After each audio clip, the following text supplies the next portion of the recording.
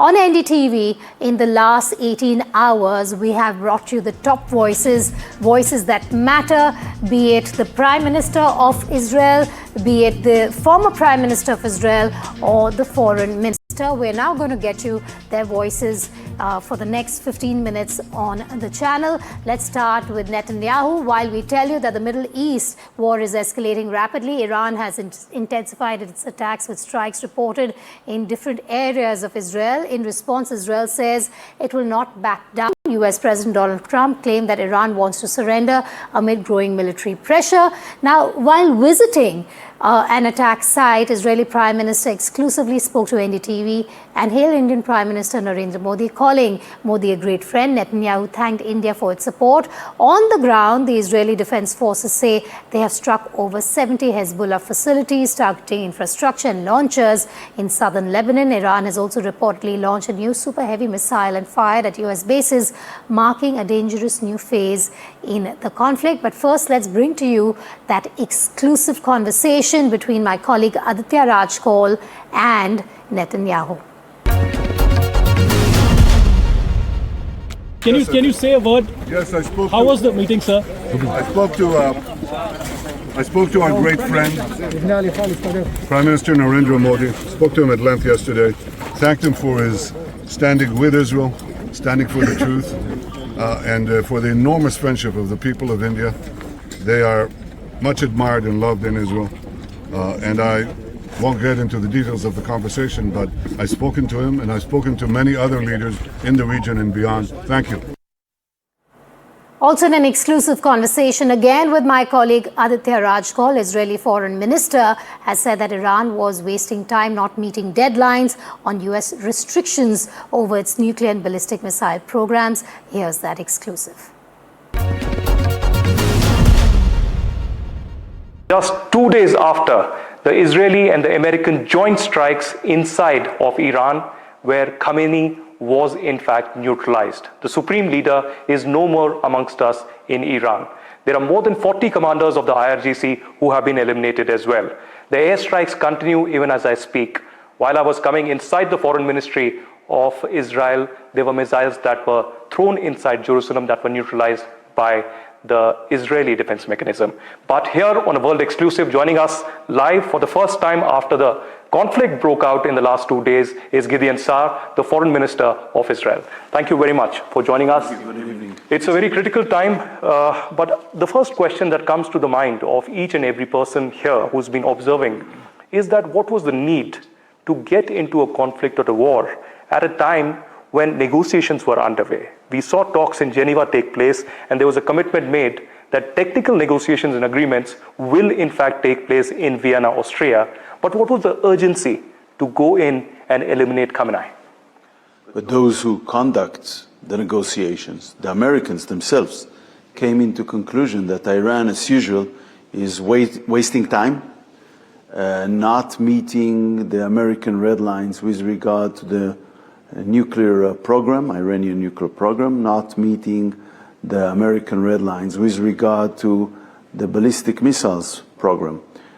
So altogether, we knew that within a very short time, Iran is going to put all its nuclear program in a very deep underground installation where not Israel and not America can hit effectively from the air.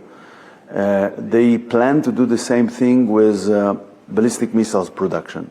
So that would put them in, I would say, immunity place, and they can do whatever they want to do. You can see only from the last days how much this regime is dangerous. They are hitting not only us, our civilian population, but also Arab countries in the region without any provocation. So this is an extremely dangerous regime for their own people, as we saw in the way they butchered their own people during the last protest, to all countries in the region. And of course, for us, it's an existential threat.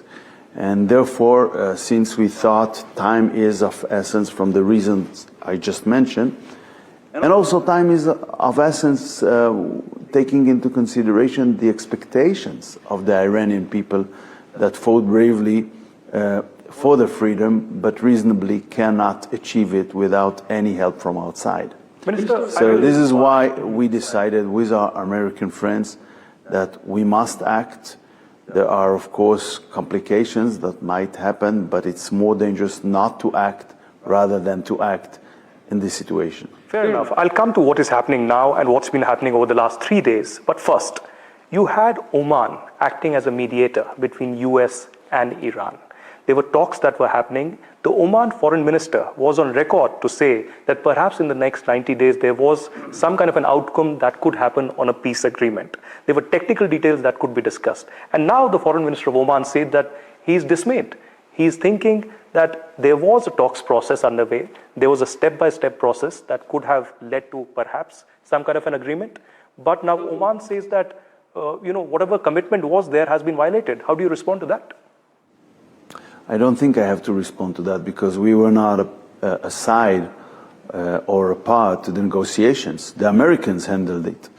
And it is true that, as always, President Trump preferred to reach an agreed solution to this thing. But as it happened on June, he found out eventually that they can waste time forever, but they will not reach to a good agreement. And the bad agreement is something that Americans didn't want to achieve. A regime change from outside is either rare or impossible, is what Israel's opposition leader Yair Lapid told NDTV in an exclusive conversation with NDTV's managing editor Shiva Roor. Here's that exclusive conversation. Yair Lapid, he is the leader of the opposition in Israel. He is live with me tonight from Tel Aviv. Mr. Lapid, thank you for your time. It is a difficult period for your country, for the region, for Iran, for innocent people in all of these places that stand affected. And I know there have been casualties in your country as well. As day 3 comes to an end since this operation began, what's going through your mind? What are your thoughts today, Mr. Lapid? I'd like to begin with that. Well, the first thought was that you said 3 days, and I thought to myself, it looks like 3 months because of the scale of the events. I just came back here, before talking to you, I came back from the city of Bet Shemesh, in which I visited the site of a missile fall that killed 9 people, among them 3 children from the same family. So what's going through my mind, I'm thinking about the mother and the father of those 3 children.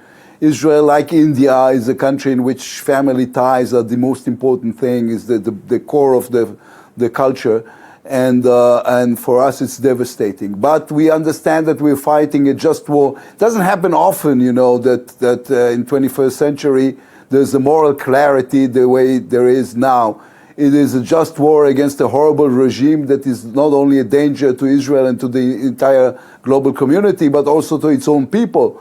Just last month in January, we saw the young people of Iran taking to the streets trying to fight this very oppressing regime. So it is the right war, it is a just war, but it doesn't make it any easier on